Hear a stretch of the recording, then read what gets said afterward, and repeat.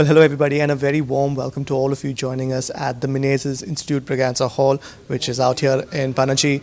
We would like to welcome each and every one of you as we get ready to for the launch of the second edition of the book titled Panchayatantra by Dr. Aureliano Freddy Fernandes, the author of the book. We've got to be seeing the release of the book at the hands of the ex-Honorable Chief Minister of Goa, Mr. Luisine Falero. Stick around, we'll see if we can get some insights and bites with the dignitaries and also bring to you a little bit of an update about this second edition of the book.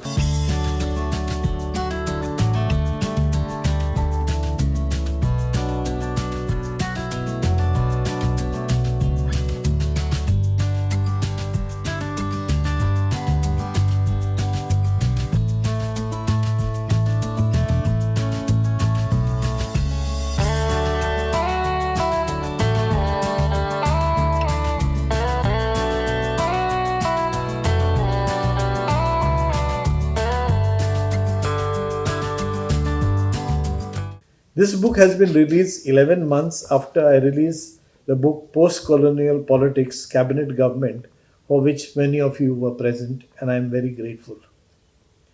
This is the second of my 4 books which I have written, and this book is republished in its second edition after 18 years. So the first publication was in 2008.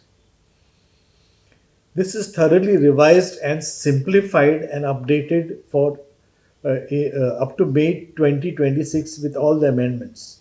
And one of the most or two of the most damning amendments to local government have been that now the MLA, instead of being a member of the Gram Sabha, can preside and have an authority while the Gram Sabha is going on, basically neutralizing local self-government. 3,000 years ago, our ancestors established the Gaukari or the Comunidad system, which were village republics. And when the Portuguese came to Goa, they found out that these village republics were completely independent and not dependent on the Portuguese government. And therefore, they introduced the currency in order to break the back of the local government, that is the Eshkud. So no trade could take place either by barter or any other system. But these communitarian villages, which we also call comunidades, built up the village infrastructure, held land ownership collectively. They, looked after the village temple. They celebrated religious feasts, and they were totally independent. Now, what I have done is I have put all the powers in terms of categories. So, if you have the sarpanch, that is the executive power. There is the development power, financial power, miscellaneous powers, all in one place. At the end of each of these powers, there is in bracket a number and a letter, which tells you the section and the clause under which you can refer to the act. And if you want a legal interpretation, you can go to court or do anything about it legally. So that is how the book is arranged. Now, the book basically talks about the powers of the central government, central level, president, the Prime Minister, the Minister for Panchayati Raj, state level, Chief Minister, all the powers at the state level, including the Minister, the Secretaries, the Director and other officers, district level, ZP Adhyaksh, CEO and other officers, village level, Sarpanch Secretary, others. Now, there are 10 village panchayats which I have scanned the web to see, which are the 10 most successful panchayats in India. What is the formula? What is the methodology? What is their strategy? The connect of the Salesians and the Panchayat system is something very interesting. It's because both of us, the mission of the Salesians and I believe of the Panchayat and the Panchayat system is to reach at the grassroots levels, is to empower people, is to bring out the best in not just empowering, but seeing the difference that individuals can make. For us Salesians, we focus on young people. Our forte is working for the young because we don't see them just as individuals of our future, we see them as individuals who contribute to the present. And way back in 46, when the Salesians walked in, it was very clear that they wanted to take care of the underprivileged. Today, 8 decades later, you wonder, looking at a campus like Don Bosco Panjim, whether the Salesians do they really work for the poor? And the question could be answered in just the sentence of Don Bosco's. He said, I want to give the best to the least. I will work hard towards providing the best for the least. Right in his time, one of the best printing presses was just in two places. One was in Germany and the other was in Turin in this man's shed, Waldorf. And he got it because he wanted to give the best to the poorest of the poor. My dear brothers and sisters, we all heard about Don Bosco in passing, in story form. But those early Salesians didn't have a big building to host. And for some of us who may think that the Salesians have money, they didn't have. In fact, some of you sitting out here have been beneficiaries of the institute, would vouch and say that those early Salesians didn't have money to buy food for the boys, and they were going and selling their blood across the compound, coming back with money in order to feed the poor. And jokes go across that some of them were foreign missionaries, so the blood paid a little more heftier price. But they came back with that because they wanted to feed the boys. But it was not just providing and feeding and schooling children and young people. It was way clear that they wanted to empower our young people. Empower them with skills, empower them with values, and empower them with a life for the future. And there is where I stand to acknowledge the work that is done. 8 decades of continuous working for these young people, especially the poorest, the abandoned, the ones who don't have anyone.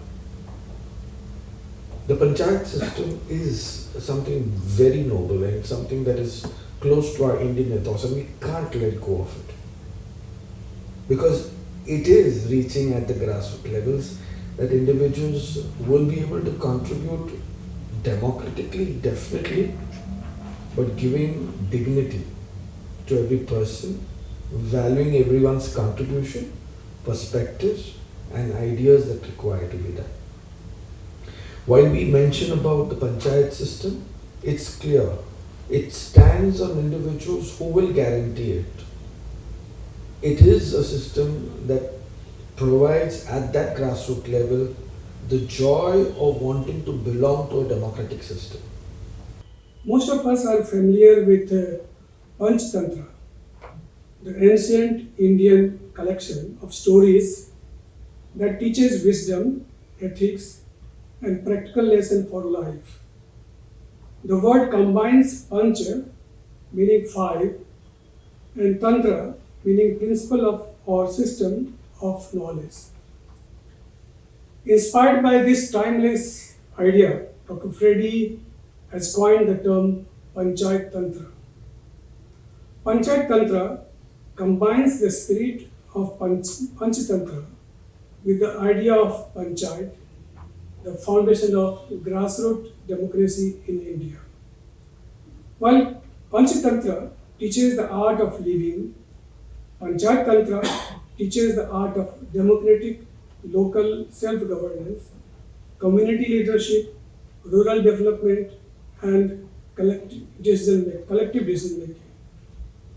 The book is of nearly 300 pages long.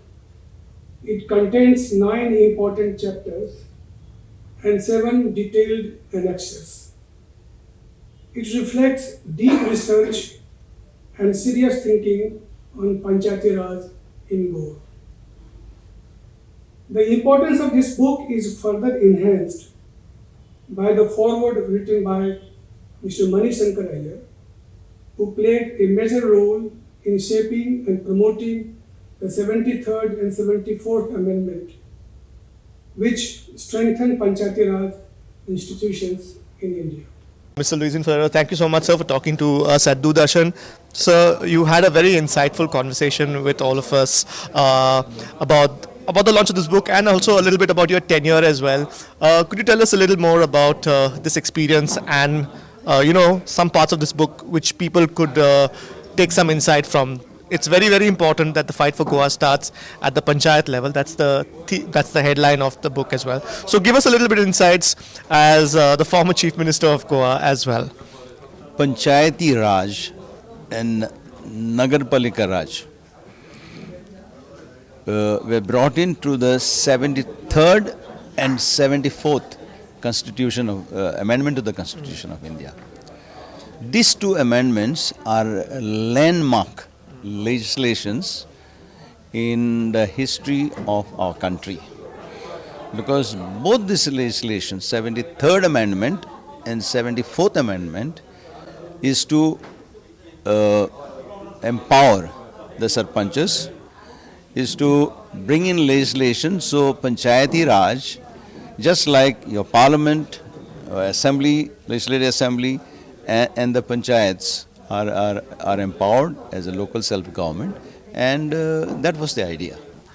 Coming to this book, which has been released, this is the second edition of the book. The first one was released way back in 2008, if I'm not mistaken. So it's been about 18 years which have been passed. Dr. Freddy is, as you said, also a friend. Could you give us some insights as to the people of Goa from this book? What could they take away from a book like this? This book is very important for the members of the panchayat, because it is talking of the rights, the responsibilities, duties which are very well enshrined in the 73rd Amendment, and it is like a handbook for the members of the panchayat. This is the second edition of the book. The first one was done in 2008, if I'm not mistaken. Yeah. It's been about 18 years since both the editions. Can you tell all our viewers a little bit about what this book contains and what they will get, what insight they will get if they purchase it and read it? See, it's very important for Goa to have a strong Panchayat Raj system, because Goa is a small state and Goa can be a model state of village empowerment and village democracy.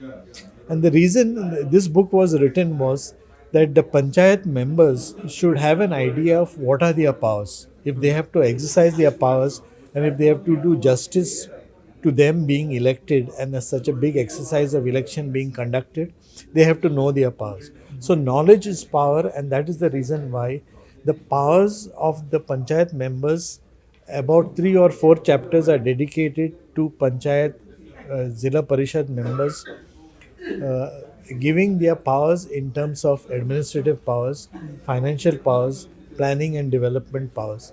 The book initially gives you an idea about what are the changing roles of Panchayat Raj institutions in India. The second chapter contains the 73rd Amendment and what are the implication and interpretation of this. And the following chapters are all containing powers. And the last 2 or 3 chapters give you the roadmap for panchayats, what Goa can do in order to improve the functioning of the panchayats. Excellent. So this book is about 300 pages, and as I said, it's been 18 years between the two chapters, between the two editions. Yeah. What made you write the first, go for the first book? And after about 18 years, what have been some of the challenges that you faced in prepping for this book? It's taken a while to come out, so there must have been some challenges that you faced along the way. Basically, what happens is that, the Goa University, of which I was the head of the Department of Political Science, we had conducted a training via satellite for all panchayat members, and during that time we have to scrouge for information about panchayats to find out what should we tell the panchayats, because at that time before 73rd Amendment, the panchayats were just like extensions of the state government departments, but after 73rd Amendment they became, or theoretically at least, they became powerful. 1/3 of the seats were filled by women.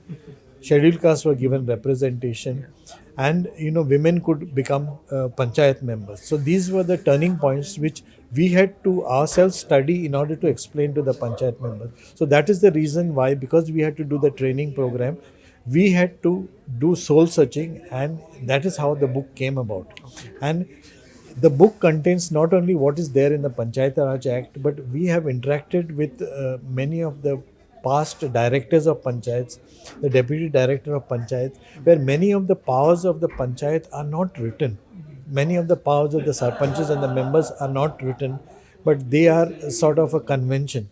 Okay. So certain powers like of the Gram Sevak, of the Sarpanch, and of many of the other extension officers are not written down, but we have compiled them in this book because we have drawn from the experience of past government functionaries. Before we let you go, we've heard while the presentation was on that in the past year, this is the second book that you've launched. Anything new, anything else in the pipeline that you have that you can share with us? Yeah. So what I was thinking is that Goa has a lot of deficit of knowledge in terms of having books which document history. Correct. So I have already started and worked on 2 chapters Nice. of the book on Goa Assembly elections. Oh. So I am working backwards. That is from the 22 elections I am working backwards. But the book will mostly be out before the 2027 elections, and the book will contain all the assembly elections post statehood, that is 1989 onwards up to 2022. Yes. All right. There you have it from the words of the author himself. If you have the chance to pick up the book, please do. You learn a little bit more about how the fight for Goa starts from the panchayat level.